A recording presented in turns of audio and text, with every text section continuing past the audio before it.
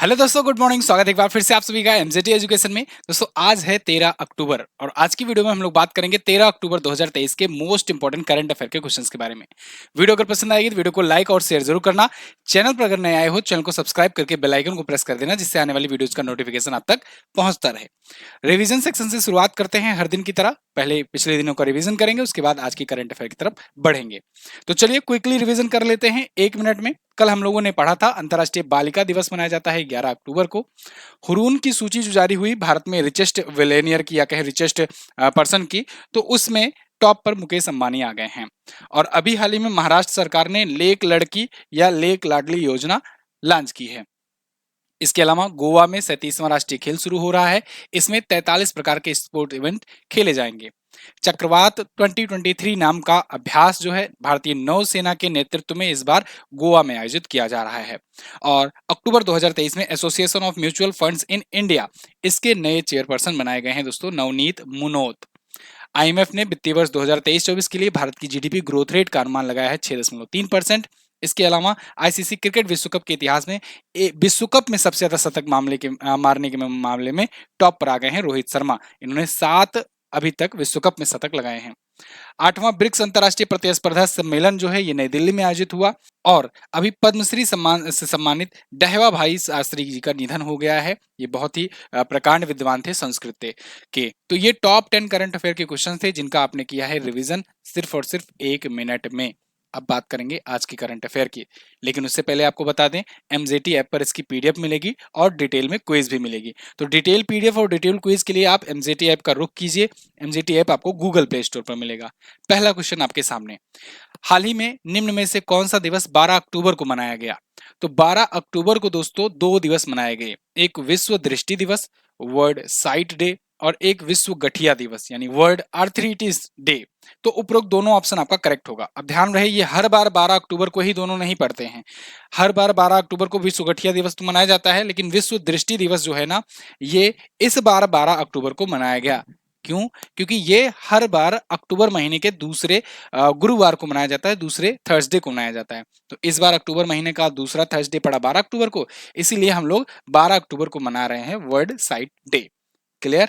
World site day यानी दृष्टि जो साइट होती है उसके बारे में अवेयरनेस फैलाने के लिए ये दिवस मनाया जाता है।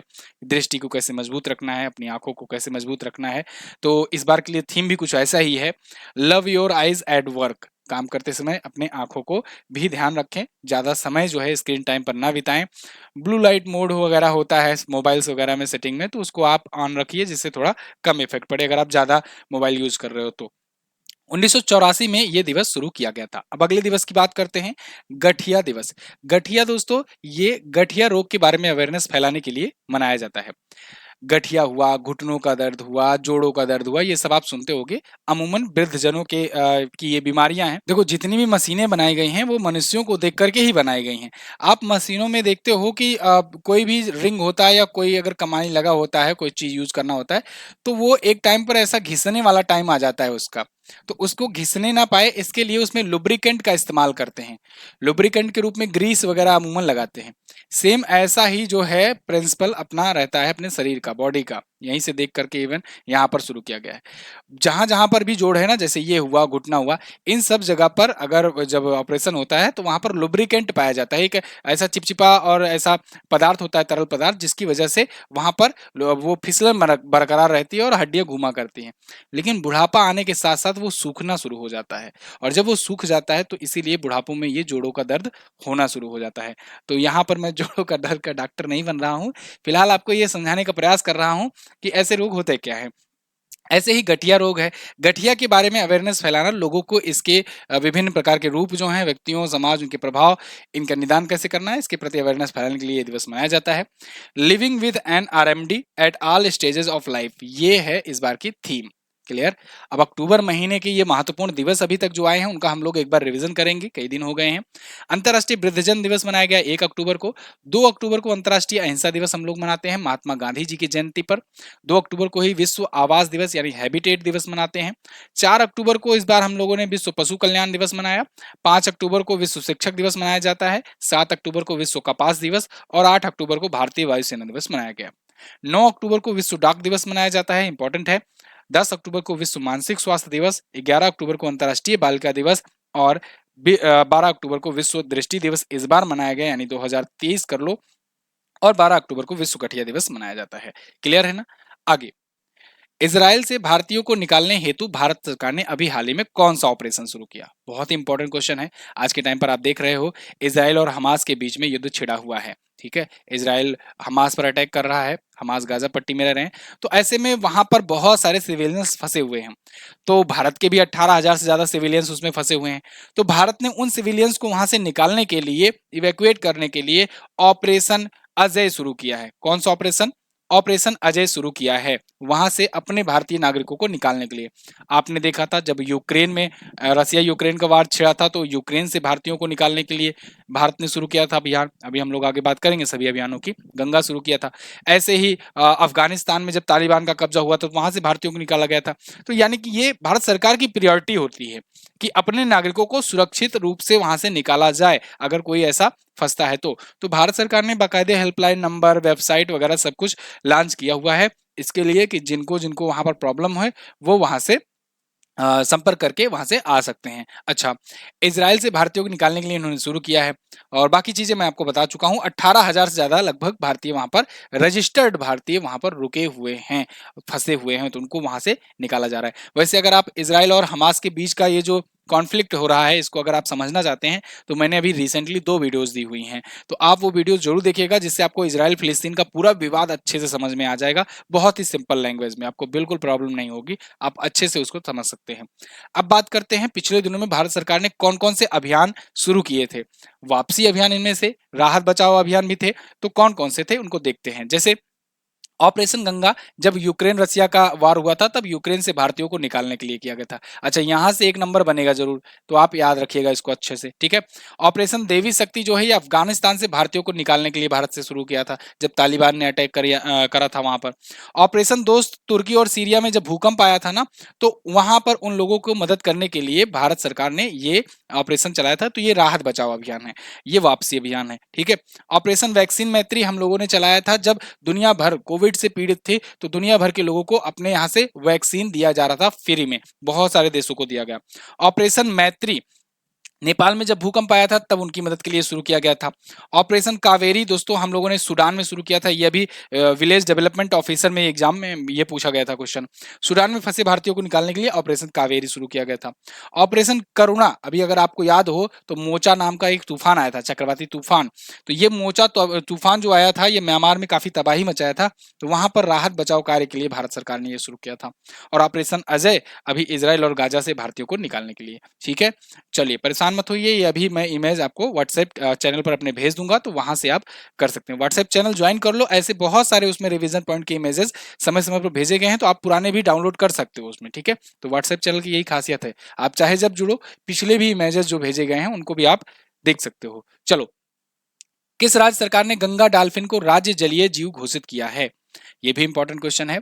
तो उत्तर प्रदेश सरकार ने दोस्तों, उत्तर प्रदेश सरकार ने अभी गंगा डॉल्फिन को अपना राजकीय जलीय जीव घोषित किया है, तो ये उत्तर प्रदेश का होगा राजकीय जलीय जीव। वैसे डॉल्फिन जो है ये भारत का भी जलीय जीव है, राष्ट्रीय जलीय जीव है, तो इन्होंने भी घोषित कर दिया है गंगा डॉल्फिन। गंगा डॉल्फिन के लिए इन्होंने उनको प्रिजर्व करने के लिए, सेव करने के लिए, संरक्षण के लिए मेरी गंगा मेरी डॉल्फिन 2023 नाम से एक अभियान भी शुरू किया है। किसने? मुख्यमंत्री योगी आदित्यनाथ जी ने। इसका उद्देश्य यही होगा कि जितनी भी डॉल्फिन हैं उनको संरक्षण दिया जाए और उनके संरक्षण के प्रति लोगों के प्रति अवेयरनेस फैलाया जाए, इसीलिए राजकीय जलीय जीव घोषित हो गया है। तो जो लोग शिकार करते हैं कम से कम वो रुक जाएं, उनको पता चल जाए कि भाई ये कितना महत्व रखता है उत्तर प्रदेश के लिए। ठीक है, तो आज के टाइम पर अगर बात करें तो उत्तर प्रदेश में आज के टाइम पर लगभग 2000 ऐसे गंगा डॉल्फिन हैं। इन्हें गंगा डॉल्फिन या गंगेय डॉल्फिन भी कहते हैं। तो कौन कौन सी नदियों में पाए जाते हैं अगर ये पूछा जाएगा तब आप क्या बताओगे? गंगा, यमुना, चंबल, घाघरा, राप्ती और गेरुआ, इन नदियों में ये पाई जा रही हैं। ठीक है ना, गंगा डॉल्फिन या गंगेय डॉल्फिन। क्लियर? अब ये उत्तर प्रदेश है, तो उत्तर प्रदेश का हम लोग रिवीजन करेंगे।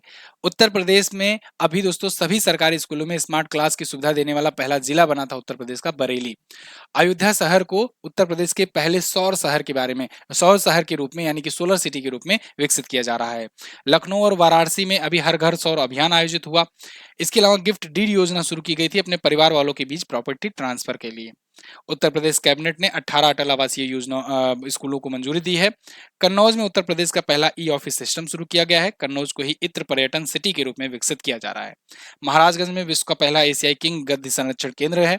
जो लोग नए आए हों उनको मैं बता दूं कि देखो ये चीजें मैं आपका लगभग दूसरे तीसरे रोज रिवाइज करवाता रहता हूं, इसलिए मैं थोड़ा स्पीड में इसको पढ़ रहा हूं। ठीक है, आप आज जुड़े हो, 2 दिन 4 दिन 10 दिन रुको, आप बार बार जब ये पढ़ोगे सारी चीजें आपको भी याद हो जाएंगी। दूसरी चीज, इसमें से कुछ कुछ चीजें जो हैं जो लेस इंपॉर्टेंट होती हैं उनको धीरे धीरे मैं हटाते चलता हूँ, नए नए पॉइंट्स ऐड करते चलता हूँ, तो आपको रेगुलर इससे अपडेटेड बना रहना होगा। ठीक है ना।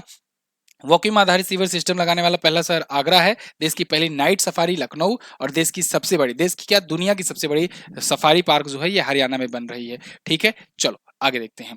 ये उत्तर प्रदेश है, उत्तर प्रदेश के बारे में आज नहीं बताएंगे हम लोग, आज आगे बढ़ेंगे। हाल ही में सरकार ने किसकी अध्यक्षता में एक स्वायत्त निकाय मेरा युवा भारत की स्थापना को मंजूरी दी है? तो दोस्तों भारत सरकार ना एक और बॉडी बनाने जा रही है। कौन सी? मेरा युवा भारत। तो मेरा युवा भारत, या इसे कहेंगे MY भारत। ठीक है, तो इसे पढ़ो माई भारत, चाहे चाहे मेरा युवा भारत पढ़ो, बात एक ही हुई है ना। तो माई भारत या मेरा युवा भारत, इसकी स्थापना को मंजूरी मिल गई है कैबिनेट के द्वारा। तो अभी केंद्रीय सरकार ने किसकी अध्यक्षता में? तो पीएम मोदी जी की अध्यक्षता होती है भाई कैबिनेट की। जब भी ये मीटिंग होती है तो कैबिनेट के जो मुखिया होते हैं, प्रधानमंत्री होते हैं, ठीक है, मंत्रियों की जब बैठक होती है तो इनकी अध्यक्षता में ये मेरा युवा भारत शुरू किया गया। इसका उद्देश्य क्या होगा? नाम से ही स्पष्ट है, युवा भारत मतलब कि जैसे कि आप सुने भी होंगे कि भारत जो है ये सबसे ज्यादा युवाओं वाला देश है, सबसे युवा आबादी वाला देश है। तो ऐसे में युवाओं को एक सही डायरेक्शन देने के लिए, उनको क्या क्या दिक्कतें आती हैं उनके प्रति सॉल्यूशन निकालने के लिए एक अलग से बॉडी बनाई गई है, जो मोस्टली ये मतलब मेनली ये फोकस होगा युवाओं पर ही। ठीक है, चलिए, रोजगार नहीं निकालते वो अलग बात है। प्रधानमंत्री नरेंद्र मोदी की अध्यक्षता में ये किया गया है। इसमें 15 से 29 साल के युवा लाभान्वित होंगे। तो मेरा युवा भारत ये है। चलो आगे बढ़ते हैं। हाल ही में इंटरनेशनल ओलंपिक कमेटी IOC ने भारत में ओलंपिक वैल्यू एजुकेशन प्रोग्राम की सफलता के लिए निम्न में से किस कंपनी के साथ हाथ मिलाया? तो दोस्तों इंटरनेशनल ओलंपिक कमेटी, इसके अध्यक्ष हैं थॉमस बॉक। इन्होंने अभी भारत में ओलंपिक वैल्यू एजुकेशन प्रोग्राम ये चलाए हैं, मतलब कि भारत में ओलंपिक वैल्यू एजुकेशन प्रोग्राम, मतलब ओलंपिक की वैल्यू बढ़ाया जाए, ओलंपिक के प्रति अवेयरनेस फैलाया जाए, ज्यादा से ज्यादा लोग खेलों के प्रति जुड़ सके, इसके लिए ये प्रोग्राम चलाया गया है। तो इसकी सफलता के लिए अभी हाल ही में इन्होंने किस कंपनी के साथ हाथ मिलाया है? रिलायंस फाउंडेशन के साथ। ठीक है ना। तो रिलायंस फाउंडेशन की चेयरपर्सन है नीता अंबानी। देखो ये हाथ मिला रहे हैं, ऐसे कौन मिलाता है जी। तो फिलहाल Reliance Foundation Young Champ football अकादमी ये है, और इस अकादमी में गए, ये दौरा किए, कौन? थॉमस बाक जी जो इसके अध्यक्ष हैं। तो दौरा किए वहां पर जाकर हाथ मिलाए, आपने देखा। तो इंटरनेशनल ओलंपिक कमेटी मतलब मोस्टली यही है उद्देश्य कि ओलंपिक खेलों को बढ़ावा दिया जाए, ज्यादा से ज्यादा लोगों को दुनिया भर में कनेक्ट किया जाए। अच्छा एक चीज और, ये ऐसा नहीं है कि पहली बार भारत में हो रहा है। इसके पहले 2022 में भारत के उड़ीसा राज्य में अभिनव बिंद्रा फाउंडेशन है। अभिनव बिंद्रा का नाम आपने जरूर सुना होगा, फर्स्ट इंडिविजुअल गोल्ड मेडल विजेता थे। ठीक है ना, शूटिंग में जीता था इन्होंने, अभिनव बिंद्रा, इनका नाम याद रखना। तो इनका एक फाउंडेशन है अभिनव बिंद्रा फाउंडेशन। तो अभिनव बिंद्रा फाउंडेशन जो है उसके साथ इन्होंने 2022 में ही ये पहली बार लॉन्च किया था। क्लियर। अच्छा, रिलायंस फाउंडेशन मैंने आपको बताया नीता अंबानी है। और इंटरनेशनल ओलंपिक कमेटी, इसकी स्थापना 1894 में हुई थी, और यह स्थापना कब हुई थी? 23 जून को, 23 जून को हुई थी 1894 में, है ना। इसीलिए 23 जून को हम लोग क्या मनाते हैं? ओलंपिक दिवस मनाते हैं, ओलंपिक दिवस मनाते हैं। अच्छा, 2 साल बाद इन्होंने पहला ओलंपिक का आयोजन कर दिया। 1896 में पहला आधुनिक ओलंपिक खेला गया था। कहां पर? ग्रीस के एथेंस में खेला गया था। हेडक्वार्टर लुसाने में है, अध्यक्ष थॉमस बाक हैं जो अभी हाथ मिला रहे थे। ठीक है, तो फिलहाल काफी मजा ले लिया इनका। देखो आईओसी ने, अच्छा एक चीज और अभी याद होगा आपको कि लॉस एंजल्स में 2028 में जो होने वाला है ओलंपिक, उस ओलंपिक में क्रिकेट को भी शामिल करने की बातचीत चल रही है। 2024 वाला पेरिस में होगा, और जो होगा वो 33वां होगा, और 34वां होगा 2028 में लॉस एंजल्स अमेरिका में, और इसके बाद 35वां होगा कौन सा? 2032 में होगा ब्रिस्बेन में। 36वां हो सकता है, हम लोग मेजबानी पा जाएं, लगे हैं प्रयास में। आगे, एथलेटिक चैंपियनशिप 2023 में 100 मीटर श्रेणी में एक नया रिकॉर्ड बनकर भारत का सबसे तेज धावक कौन बना है? तो देखो, 100 मीटर रेस में एक नया नेशनल रिकॉर्ड बन गया है। ये रिकॉर्ड किसके नाम बन गया है? मणिकांत होबलीधर के नाम। मणिकांत होबलीधर ने ना दोस्तों मात्र 10.23 सेकंड में, 10.23 सेकंड में, आप में से बहुत सारे धावक होंगे, उनके लिए नया टारगेट है। 10.23 सेकंड में 100 मीटर की रेस इन्होंने पूरा कर लिया है और इन्होंने रिकॉर्ड तोड़ दिया है 10.26 सेकंड का। ठीक है, जो पिछला रिकॉर्ड था, जो 2016 में बना था रिकॉर्ड, वो रिकॉर्ड इन्होंने तोड़ दिया। तो ये है मणिकांत साहब। ये 21 साल मात्र इनकी उम्र है। अभी 62वीं राष्ट्रीय ओपन एथलेटिक चैंपियनशिप हो रही है। कहां पर? बेंगलुरु में। याद रखना, ये पॉइंट बहुत इंपॉर्टेंट है। 62वीं राष्ट्रीय ओपन एथलेटिक चैंपियनशिप कहां पर हो रही है? बेंगलुरु में। तो उसमें इन्होंने नया नेशनल रिकॉर्ड बनाया है। ठीक है, ये कल क्वेश्चन ऑफ द डे में मैं पूछूंगा आपसे। चलो, तो फिलहाल अमिया कुमार मलिक का रिकॉर्ड इन्होंने तोड़ा है, जो 2016 में बनाए थे रिकॉर्ड। ये 2016 में बनाए थे रिकॉर्ड। अच्छा, अब यहाँ पर ये बात आ ही गई है, तो एशियन गेम्स की अगर बात करें हम लोग, तो एशियन गेम्स में हम लोगों ने कितने मेडल जीते हैं, एक बार रिकॉल कर लेते हैं फटाफट से। 107 मेडल हम लोगों ने एशियन गेम में जीता। एशियन गेम को हम लोग एशियाड भी कहते हैं, है ना? तो एशियाड था, कौन सा संस्करण था? 19वां एशियाड था। तो 107 मेडल तो जीते भैया। इसमें कितने गोल्ड जीते हैं, कितने सिल्वर, कितने ब्रॉन्ज? तो आप कहोगे 28 गोल्ड जीते हैं, 38 जीते हैं सिल्वर मेडल, इसके अलावा 41 जीते हैं ब्रॉन्ज मेडल। जोड़ोगे तो 107 आएगा। ऐतिहासिक प्रदर्शन रहा भारत का। होंगझोऊ में, चाइना में आयोजन किया गया। आगे, एक और जरूरी सूचना, देखो आप लोग की बहुत ज्यादा डिमांड आ रहे थे और बहुत दिनों से इस पर काम भी चल रहा था बैकग्राउंड में। ब्रह्मोस ई बुक आ चुकी है। जनवरी से लेकर के सितंबर तक का इसमें डिटेल एक्सप्लेनेशन के साथ chapter by chapter 2150 plus questions अध्यायवार यहाँ पर आपको दिए जा रहे हैं।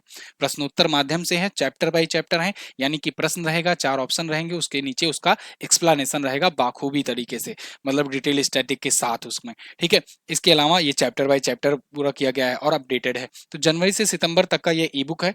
जिन जिन को लेना है वो जाकर ले सकते हैं। अब देखो, कल से नवरात्रि ऑफर शुरू हो रहा है, क्योंकि 14 तारीख है, तो कल से नवरात्रि ऑफर शुरू हो रहा है, तो इसको आज लॉन्च किए हैं। अभी आज इसमें अगर नहीं देंगे ऑफर, तो फिर आप लोग बाद में यही कहोगे कि अरे सर जी, हम तो महंगे में ले लिए।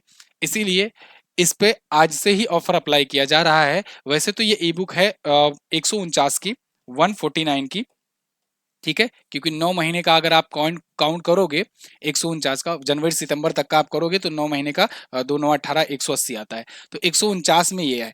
लेकिन आज के लिए आपको, मतलब कि आने वाले 1-2 दिनों में, जब तक नवरात्रि ऑफर चलेगा, तब तक के लिए आपको 50% डिस्काउंट पर दिया जा रहा है। तो मतलब इसका प्राइस हो जाएगा कितना? इसका आधा कर देना, लगभग 75 रुपए में ये ई बुक मिल रही है। डिटेल एक्सप्लेनेशन है, पूरा चैप्टर बाय चैप्टर है, आप इसको जाकर ले सकते हैं। कूपन कोड में क्या यूज करना है? कूपन कोड में आपको यूज करना है दुर्गा 50, दुर्गा 50। और जो लोग कोर्स वगैरह लेने जा रहे हैं, आज मत लीजिएगा, कल से लीजिएगा, क्योंकि कल जो है, कल से ऑफर स्टार्ट हो जाएगा नवरात्रि, और अगले 2-3 दिन तक चलेगा। अच्छा, एक चीज और, बिहार एसएससी का भी बैच आ रहा है, वो भी ऑफर के तहत अप्लाई होगा आज दिन में, या हो सकता है कल तक वो अनाउंस हो जाए। और सीजीएल वाला जो बैच है, वो थोड़ा सा मैं डिले करने की सोच रहा हूँ, क्योंकि अभी जीएस सफलता बैच और बाकी बैच पर क्लासेस लगातार चल रही हैं। तो सीजीएल वाले थोड़ा वेट कर लें, 1 नवंबर से उनके लिए लॉन्च किया जाएगा। चलिए, तो आप इसका यूज कीजिएगा। फिलहाल आगे बढ़ते हैं हम लोग। एमजेटी ऐप पर जाकर के ये मिलेगी ना, एमजेटी ऐप इंस्टॉल कर लो, गूगल प्ले स्टोर पर जाकर बेस्ट ई बुक सेक्शन में जाना, और वहां से जाकर परचेज कर सकते हो। हिंदी के लिए है ये। आगे, हाल ही में डिजिटल प्रौद्योगिकी के क्षेत्र में सहयोग को लेकर भारत ने किस देश के साथ समझौता किया है? तो डिजिटल प्रौद्योगिकी यानी डिजिटल टेक्नोलॉजी के क्षेत्र में सहयोग को लेकर के भारत ने अभी फ्रांस के साथ एक डील करी हुई है। तो भारत और फ्रांस के बीच में, ये इमैनुअल मैक्रोन दिख रहे हैं, फ्रांस के राष्ट्रपति हैं, ये पीएम मोदी जी हैं। तो यहाँ पर आप देख सकते हो, cabinet chaired by prime minister Shri Narendra Modi has approved the signing off A memorandum of understanding. ये मूव पर साइन हुआ है। ये भारत के मिनिस्ट्री ऑफ इलेक्ट्रॉनिक्स और इंफॉर्मेशन के साथ, और साथ ही साथ मिनिस्ट्री ऑफ इकोनॉमिक फाइनेंस, कहाँ का? फ्रांस का। तो दोनों के बीच में ये हुआ है कोऑपरेशन। ठीक है, ये समझौता हुआ है। इसके तहत क्या होगा? इसके तहत G2G और B2B दोनों में द्विपक्षीय सहयोग की बात की गई है। G2G क्या है? G2G मतलब गवर्नमेंट टू गवर्नमेंट, मतलब अपनी गवर्नमेंट और फ्रांस की गवर्नमेंट दोनों के बीच में डील। B2B मतलब क्या है? Business to business. ठीक है, एक आप सुने होंगे B2C, B2C मतलब बिजनेस टू कस्टमर। एक होता है B2B2C यानी बिजनेस टू कस्टमर। ठीक है, ये अलग अलग टाइप है। मैं इसको आपको आसान भाषा में क्या समझाऊं, जैसे देख लो, जब एक बिजनेसमैन किसी दूसरे बिजनेसमैन के साथ कोई बिजनेस करता है तो उसका अगर इस मॉडल पर आधारित है, बेसिकली ये टाइप है, मॉडल है। तो अगर कोई एक बिजनेसमैन है, उसका बिजनेस इस आधार पर बेस टिका हुआ है कि उसका कोई दूसरे बिजनेसमैन को वो चीज बेचता है, तो अब वो कस्टमर को बेच रहा है वो बात अलग है, लेकिन उसका उसके बीच हो रहा है, तो ये B2B हुआ। और B2C मतलब कि अगर कोई व्यक्ति है वो डायरेक्टली कस्टमर को यानी कि उपभोक्ता को अपना जो माल है, सुविधा है, वो प्रोवाइड कर रहा है, तो वो B2C हुआ। और B2B2C होता है कभी कभी वो दोनों जो करते हैं। तो ये सब चीजें हैं। अब आप मुझे बताओ, जैसे आप दुकानदार पर जाते हो कुछ 2 रुपए की टॉफी खरीदने, तो टॉफी खरीदते समय आप बताओ ये दुकानदार जो है ना, ये कौन सा प्रकार का बिजनेस कर रहा है, आप कमेंट करके बताइए।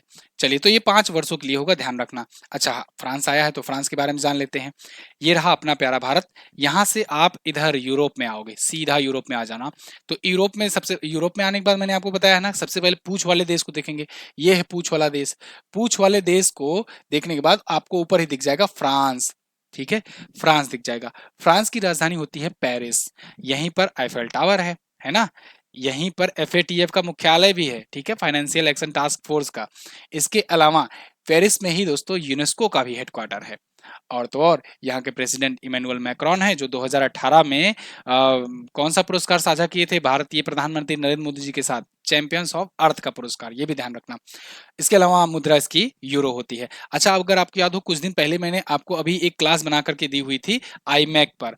आईमैक यानी कि India Middle East Europe corridor. तो India Middle East Europe corridor जो है वो ऐसे ही गुजर रहा है, यहाँ से यूएई होकर सऊदी अरेबिया होकर के, यहाँ से इधर जॉर्डन इजराइल होते हुए, हाइफा चौक होते हुए ग्रीस जाएगा, ग्रीस से फिर यहाँ इटली फ्रांस और इन सब देशों में जाएगा। तो ये आईमैक है। इसको और अच्छे से समझना है अगर आपको, तो आप जो वीडियो बना करके मैंने दिया हुआ है अभी आईमैक पर, उसको जरूर देखना। बहुत ज्यादा इंफॉर्मेटिव है और बहुत ज्यादा जरूरी है आपके लिए। ठीक है ना। अभी G20 में आईमैक की घोषणा हुई थी। किस केंद्रीय मंत्री ने एनिमेटेड सीरीज KTV भारत है हम का ट्रेलर लॉन्च किया? तो अभी हाल ही में दोस्तों केंद्रीय मंत्री अनुराग ठाकुर जी ने एक एनिमेटेड सीरीज लॉन्च की है, KTV भारत है हम। KTV भारत हैं हम। यहाँ पर देखिए, भारत हैं हम करके इन्होंने लॉन्च किया है। ये एक एनिमेटेड सीरीज है। KTV का मतलब होता है क्रिस ट्रिस और बकेट बॉय। तो क्रिस ट्रिस बकेट बॉय भारत हैं हम, ये इसका पूरा नाम है। ये बेसिकली एक सीरीज है, 2 सीजन में लॉन्च होगा। जैसे आप मिर्जापुर 1 मिर्जापुर 2 देखे ना 2 सीजन में, ऐसे ही यहाँ पर भी पहला सीरीज और दूसरा सीरीज आएगा अगले सीजन में। एक चीज और, केंद्रीय मंत्री अनुराग ठाकुर जी देखो, ये सूचना और प्रसारण मंत्रालय के भी हैं मंत्री, साथ ही साथ ये युवा और खेल मंत्रालय के भी हैं मंत्री। तो खेल मंत्री भी हैं, 2 मंत्रालय आज के टाइम पर संभाल रहे हैं। तो ये वाला किस मंत्रालय के तहत लॉन्च किए? ये वाला सूचना और प्रसारण मंत्रालय के तहत ये लॉन्च किए हैं। क्लियर है। आगे, 21 और 22 अक्टूबर को पहले इंडियन मिलिट्री हेरिटेज फेस्टिवल की मेजबानी कौन करेगा? तो 21 और 22 अक्टूबर 2023 को आयोजित होने जा रहा है पहला इंडियन मिलिट्री हेरिटेज फेस्टिवल। तो इसकी मेजबानी दोस्तों करेगा कौन? United service institute of India यानी USI। इसके द्वारा ये किया जा रहा है मेजबानी। USI अगर बात करें ना, तो भारत की सबसे पुरानी थिंक टैंक मानी जाती है USI, यानी कि United service institution of India. इसकी स्थापना 1870 में हुआ था, आप सोच सकते हो 1870 में, है ना। तो इसके द्वारा इसकी मेजबानी करी जाएगी, या ये कहें कि इसका आयोजन किया जा रहा है, इसी को जिम्मेदारी दिया गया है। इंडियन मिलिट्री हेरिटेज फेस्टिवल का पहला संस्करण है, 21 और 22 अक्टूबर को आयोजित होगा। तो इसकी स्थापना कर्नल सर चार्ल्स मैकग्रिगर ने की थी। इन्हीं को बाद में चल करके मेजर जनरल की उपाधि दे दी गई। फिलहाल आज के टाइम पर इनके अध्यक्ष कौन है? तो major general BK Sharma ji इसके आज के टाइम पर अध्यक्ष हैं। Clear, United service institution of India के। अगला, हाल ही में किसने 2022-23 के लिए रिफाइनरी में सर्वश्रेष्ठ नवाचार का पुरस्कार जीता है? नवाचार मतलब इनोवेशन, तो बेस्ट इनोवेशन इन रिफाइनरी, इसको किसने जीता है? इसको जीता है दोस्तों किसने? इसको जीता है Mangalore refinery and petrochemicals limited ने, यानी कि MRPL ने। तो यहाँ पर देखिए, आपको केंद्रीय मंत्री हरदीप सिंह पुरी जी दिख रहे हैं, पेट्रोलियम और प्राकृतिक गैस मंत्री हैं। इन्होंने ये पुरस्कार दिया हुआ है MRPL को। ठीक है, तो MRPL यानी Mangalore refinery and petrochemical limited. तो लगातार इसने दूसरे वर्ष जीता है, यानी पिछली बार भी जीता था और इस बार भी ये अवार्ड इसी को मिला हुआ है। अच्छा, इसकी स्थापना 1988 में हुई थी, मैंगलोर में हेडक्वार्टर है और इसके अध्यक्ष कौन है? इसके अध्यक्ष हैं सुभाष कुमार जी। क्लियर है ना? तो ये तो थे टॉप 10 करंट अफेयर के क्वेश्चंस। आई होप आपको वीडियो आई होगी पसंद। अगर पसंद आई है तो लाइक और शेयर जरूर कीजिएगा। अच्छा, मैं आजकल लाइक करने को उतना फोर्सफुली नहीं कह रहा हूँ, तो देखता हूँ कि वीडियो 5000 6000 व्यू हो जाते हैं और लाइक मात्र 700 800 900 हुए रहते हैं।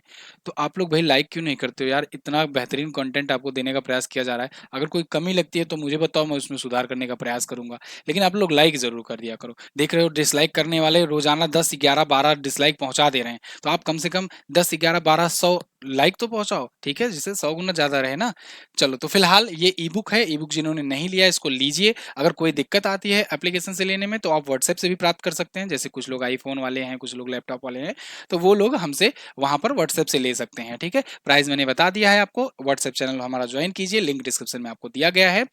एमजेटी ऐप का टेलीग्राम ग्रुप भी है, इस टेलीग्राम ग्रुप को भी आप ज्वाइन कीजिए, टेलीग्राम चैनल को भी। एमजेटी एजुकेशन लिखना मिलेगा, सारी पीडीएफ यहाँ पर मिलेगी।